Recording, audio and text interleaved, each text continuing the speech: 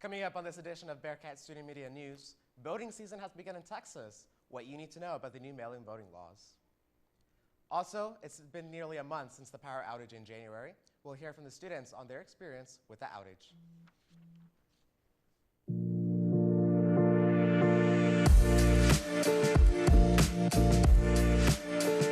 Live from the Dan Rather Communications Building on the campus of Sam Houston State University, this is Channel 7 News.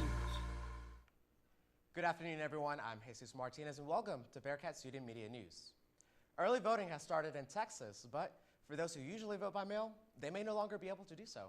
Bearkat Student Media's Alejandro Navarrete has the story. Early voting has begun in Texas, and voting by mail has become more popular since the pandemic began. But with requirements recently changing to vote by mail in the state, that may keep some participating this election season. No longer can just anyone vote by mail. You must fall into one of the following categories to do so. Be 65 or older, sick or disabled, expected to give birth within 3 weeks before or after Election Day, expected to be absent from your county for the entire early voting period and Election Day, or in jail but still allowed to vote. Me and my parents usually go to one of the local high schools, or we would go to like our neighborhood blood center and we would vote there during the early voting period. Sophomore Nicholas Pola lives in Katy, and these new vote-by-mail laws will benefit him because he'll be absent from his home county while attending school here at Sam Houston State. And as a society, I feel like this is going to be one of those evolvements. I just hope it doesn't go to where like anyone can vote by mail. I hope it stays to like restricted groups like this. For others, they prefer to vote in person. I go to a local balloting area. I, of course, try to find which one's the least busiest one. But I make time, I try to make time in order to go out and vote because I think it's very important. Sophomore Colin Neal sees the benefit of voting by mail, yet he chooses not to. Generalize for all of the citizens to do it, but I personally don't want to because I rather just go vote in person just to make sure that my vote is that what it is. And early voting will close the 25th of this month, so you still have time to go out and vote. On the campus of Sam Houston State University, Alejandro Navarrete, Bearkat Student Media. It's tax season, and here at SHSU, a free service will help students prepare their taxes. Bearkat Student Media's Elizabeth Machuca has the story. It's that time of year, tax season, and for some, this can be a daunting task, whether it's not knowing the first step to prepare their taxes or not having the time for it. At Sam Houston State University, help is here for those who need it to file their returns. BIDA is a free tax service many can take advantage of. It can help lighten the burden many people feel when tax time rolls around. I'm just a volunteer for VITA, which stands for Voluntary Income Tax Assistance, which is I'll just volunteer and help people with preparing their returns. Well, it's open to the community. It's free. Like, a lot of times people have to pay out of their pocket to get any type of services to get their taxes done. You can just come here, and it's very convenient to do it over Zoom because a lot of people are so busy. Most of the VITA volunteer are students. It's not handpicked to do this. We have to first go to the IRS website and get like certified, like the advanced exams, and then we have to start with a couple of basically just ethics questions and exams that we have to do ourselves. VITA is available to many, but there are restrictions. If you're a family or any individual making $58,000 or less, it's definitely something to look into. You can get them done for free, and yeah, if you're eligible, we can help you with that. The deadline to file your federal taxes is midnight, Monday, April 18. It's normally the 15th, but that's a holiday this year. On the campus of Sam Houston State University, Elizabeth Machuca, Bearkat Student Media. For many students, it seemed everything was put on pause when campus lost power last month. But for those on campus, time literally stood still. Bearkat Student Media's Tyler Rincon-Francom has the story. For anyone on campus January 27th, this picture might be a familiar sight. Hands frozen in place on Blatchley Bell Tower. But it wasn't a bolt of lightning that stopped the clock, but rather the lack of electricity. As our recreation of the event shows, lights went out, computers went down, and the entire campus crawled to a stop. It was a little bit annoying because, you know, I had a couple of classes I needed to do online. Since the power went off, the internet went out, so I wasn't really able to do much for a couple hours. While the SHSU facilities team did not respond to our request for comment, students like Joseph Lachlan told us what it was like during the power outage. I was able to go. I think the cafeterias were serving like cold food, if I remember correctly. And then there were a lot of restaurants around, so wasn't that bad. Junior Landon Nelson lives off campus. He also weighed in on the outage and what it was like for him when the power went out. Do you feel like you were adversely affected by the power outage? I feel like I was. There was a class that I had while the power outage was happening, and so class got canceled. Class was canceled, of course, throughout the whole day, so that was affecting my whole class day. When asked about the Cat Safe system, which notified students of the power outage, Landon had no complaints. Do you feel like you were adequately warned or adequately informed of the power outage as it happened? Oh, definitely. Yeah, Cat Safe did really good on that. So I think I was pretty well informed on that through and through. By 11:30 that morning, power had been restored, and lessons had been learned about how to respond to a sudden and unexpected event like this. At Sam Houston State University, Tyler Rincon-Frankham, Bearkat Student Media. As Black History Month continues, Sam Houston State University is finding ways for people to learn more about Black history and culture. The Sam Houston Memorial Museum is hosting a Black History exhibit through March 27th. This exhibit, titled 12+1, pays tribute to 12 enslaved people owned by General Sam Houston upon his death, plus one who was not. The exhibit also gives a look into the lives of those many who changed the lives of Sam Houston in Huntsville. If you're looking for more information about the exhibit, please reach out to the Sam Houston Memorial Museum or stop by during business hours. The Mass Communications Department at Sam Houston is hosting an event talking about Afrofuturism.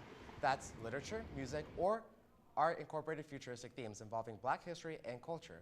Dr. Dominique Thomas from the Morehouse College spoke about the topic on campus recently. Dr. Thomas discussed Afrofuturism and social change using Marvel's Black Panther as an example.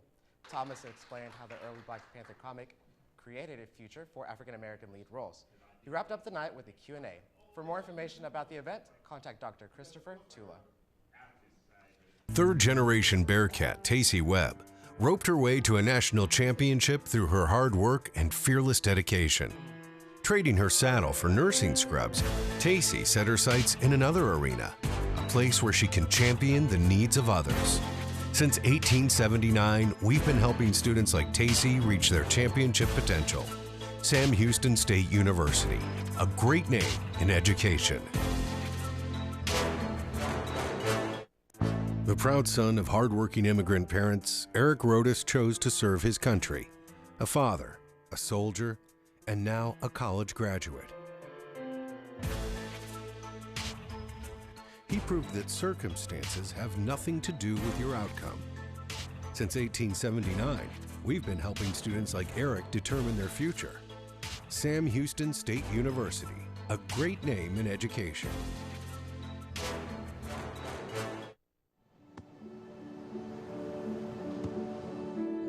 I don't remember how it started. Go to that. Our back and forth. It always came back. Dad! You probably don't remember what you told me, That was perfect. but I heard every word.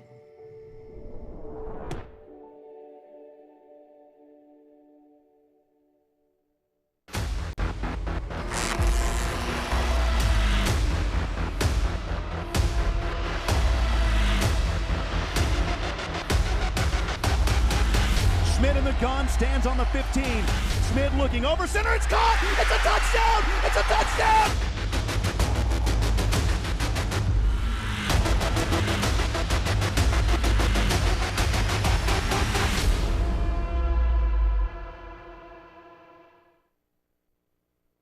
The pandemic took the world by storm, and many local organizations are still navigating through the rocky times as they transition back to normalcy. Bearkat Student Media's Faith Evans has the story. The COVID-19 pandemic spurred a lot of positive cases across the world, but on Sam Houston State's campus, the symptoms were more than a fever and dry cough. The pandemic had a new variant of negative results affecting local organizations at SHSU. 10 days is not enough to recover from the effects of the pandemic here. The pandemic has mostly had a negative impact on our organization because of like separation and isolation. We're not able to meet together or in big groups. It's caused a lot of our members to like fall off, or they have other interests. They start working jobs, things like that. And so we haven't had a big as a number that we're used to. Organizations like Soul Lifters say they have an antidote that's fighting the adversities caused by this global pandemic. But because of that, some of our efforts have been planning more social events outside of our regular Bible studies or our choir rehearsal, just to have a more of a feel of community, which we're missing right now because of the pandemic. There is hope as executive board members from several organizations have built an immunity. Yeah, this has definitely been the largest crowd that we've had since the pandemic. A speedy recovery is all the encouragement these organizations need to keep pushing ahead. I also think that it gave people an opportunity to see some of the benefits of community and not just the, I guess, overall mission of the organization, but to see like some of the just fun and connection that we're able to provide for students. Just like everyone else, these organizations keep fighting, searching for the ultimate cure that finally heals them once and for all. On the campus of Sam Houston State University, Faith Evans, Bearkat Student Media. Of the senior art show is taking place at the Satellite Gallery until the 26th of February. This exhibition includes all forms of art, photography, oil paintings, and ink paintings, just to name a few. And these types of pieces are in the gallery. Art senior Dominic Clausen explains the purpose of this preview. This is what this person's doing, this person's doing, this person's doing before the actual senior shows appear, and like half the gallery spaces are going to go to one person a piece. So this is everyone's work in one show. Several senior art exhibitions will take place throughout the semester. The first senior exhibit is scheduled from March 3rd to March 5th at the Satellite Gallery. These exhibitions will include more intricate pieces inspired by the art currently in the gallery. And graduation is just around the corner for Spring 22 graduates, including myself. Bearkat Student Media's Ashlyn Anderson has more on the fears and excitement of two students who are expressing before they're leaving college. We are now under 100 days until Sam Houston State University graduates walk the stage. I interviewed Sarah Beth Armstrong and Anisha Beverly, who both have similar reactions to graduating soon. I'm not so much nervous about getting a job. I have a job and I know I can get a job. It's just having a job in my specific field that I've studied for 4 years at this school to get, so now I'm scared. Nervous about not getting a job because I know I can get a job, but it would just be getting a job that I actually like. For my parents' example, they got jobs that they had nothing to do with their major. They were just like, oh, it pays the bills. Like, I want to do something that I actually enjoy. On top of normal graduation fears, Sarah Beth feels the pandemic is still a big factor. I think it just added to a lot of anxiety about taking away a lot of job opportunities, and now the opportunities that I have, they're kind of limited because they just kind of are only taking fewer and fewer people. Although there are still plenty of things to be nervous about, excitement is still in the air. And I'm also excited to just like move to a new place because I don't want to stay in Huntsville, and I also don't want to go back to my hometown, so I've been looking to move to like Austin or maybe even more deeper into Houston to just get a job and just being away from home and like finally being an adult. I'm excited to really be in charge of my own decisions, and I'm excited. I'm a big fan of change, so I'm excited for a change of environment, a change of pace, and see new things and try new things outside of Huntsville. On the campus of Sam Houston State University, I am Ashlyn Anderson with Bearkat Student Media. Still ahead, and learn about the historic home of Sam Houston and how he spent his last days there. And Huntsville will see cooler temperatures again tomorrow, and there's a chance of rain. We'll tell you how likely that is. I'm forecaster Hannah Whittington, and we'll have your full weather picture after the break. This could be any town in Texas. Friendly folk. Everyone knows everyone, including our doctor, when we have one. Out here, it's an hour drive just for a checkup. They say we're facing a shortage of doctors, and that's one thing our state can't afford. We're so deeply bound to our rural roots, it's hard to comprehend. That's why Sam Houston State University created its College of Osteopathic Medicine to meet the healthcare needs of our rural communities and all who call Texas home. Better healthcare in our small towns is better for everyone. A new generation of physicians for Texans from a medical school that understands our Texas roots. Sam Houston State University, a great name in medicine.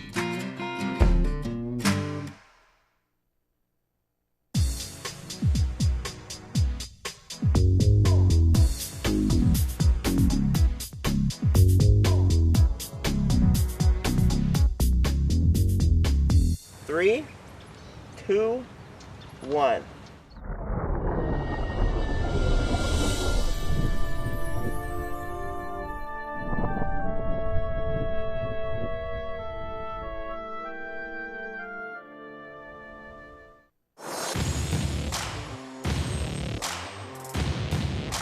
Bearkats know how to tackle big challenges, as the ongoing pandemic has shown us.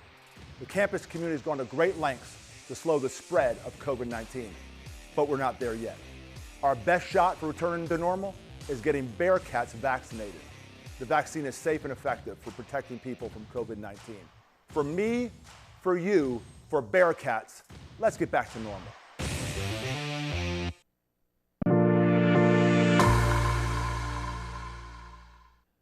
Good afternoon, Huntsville and Sam Houston State University students. I'm Hannah Whittington with your local forecast.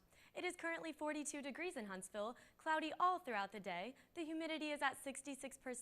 It will be a little windy throughout the evening. Feels like temperature is 36.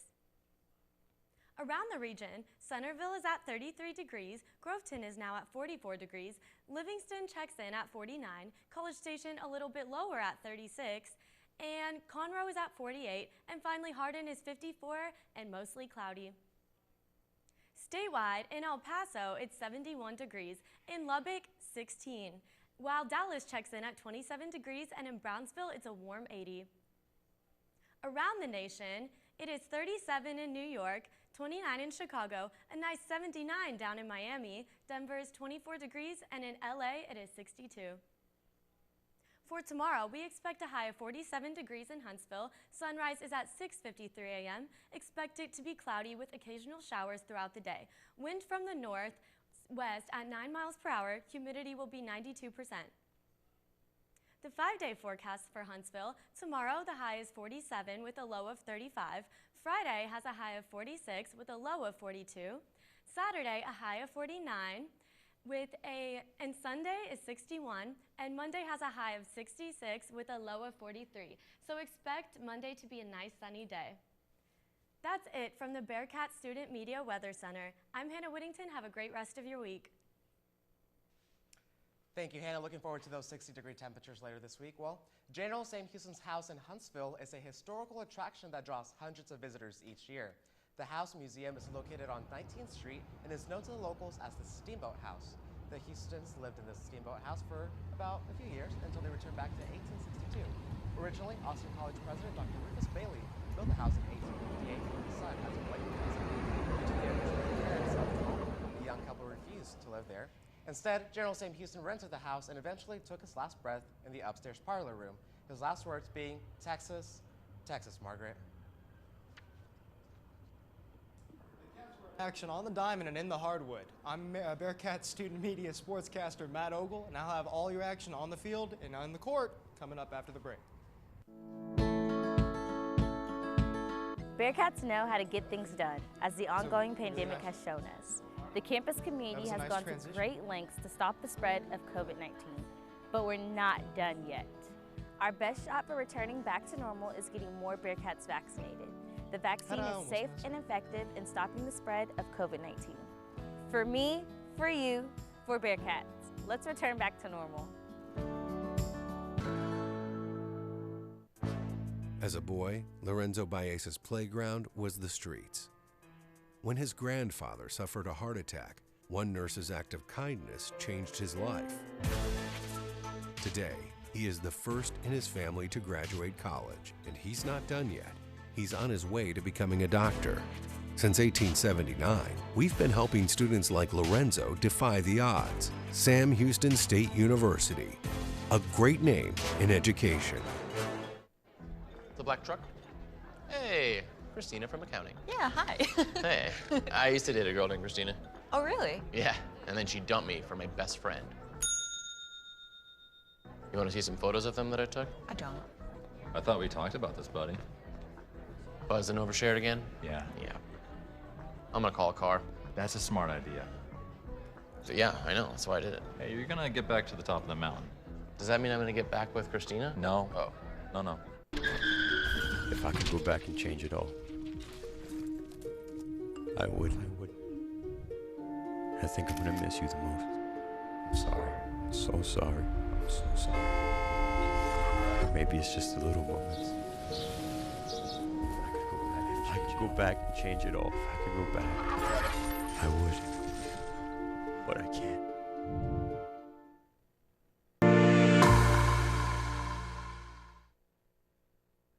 Good afternoon, everyone. I'm Matt Ogle with your Bearkat Student Media Sports. We'll start with men's baseball, who took 3 out of their first 4 matchups to open up the season against the Nebraska Cornhuskers. In the bottom of the second inning, Nebraska is up 3-2. SHSU's Justin Wischkowski swings and hits a drive to left and ties the score up at 3 apiece. Wischkowski later hit a double to right field, putting the Cats up 8-5. And a strikeout by closing pitcher Lance Lusk would end the game and your final on Friday night. It was a Bearkat win by that score of 8-5. By the way, on Tuesday, the Cats won a thriller against Oklahoma State in 10 innings by a score of 6-3. The Bearcats look good to continue their run against Dallas Baptist University in Dallas during the weekend series. The men's basketball also won a thrilling overtime contest against the Abilene Christian Wildcats. We skipped to the end of the first half where Javon Grant hit a tough shot to put the Bearcats up by 10 at the halfway point. But the Wildcats would take a 1-point lead. But how about Savion Flagg with ice in his veins? He would hit a game-tying 3-point shot with just 1.5 seconds left and sending the game to overtime. In overtime, Flagg would hit a clutch shot after a steal and a couple clutch free throws by Javion May. That would be all she wrote, and the Bearcats would win their 12th game in the Western Athletic Conference. The Bearcats look to finish the year strong in the final battle of the Piney Woods of the regular season, February 24th in Nacogdoches at 6:30 p.m. A lot of excitement on the field and on the court in the coming weeks. I'm Matt Ogle, and that's a wrap on sports. Battle of the Piney Woods never failed. Thanks, Matthew. Well, he left us 60 years ago, in dog years, that's about 9, near the corner of 17th Street and University Avenue on the campus of Sam Houston State University. You'll find Tripod's final resting place. SHSU's website said the dog roamed on the campus from the 1940s until his death in 1962. News accounts say the students adopted the stray dog and named him Tripod because he was crippled and only used 3 of his legs. They say he managed to be everywhere on campus, on the scene of all major activities, inside dorms, and even fraternities. When Tripod died, the university honored him with a 3-gun salute, a tribute by the university band, and hundreds of students attending the last rites. And that'll do it for us here at This Week at Channel 7 News. We'll see you back here next week.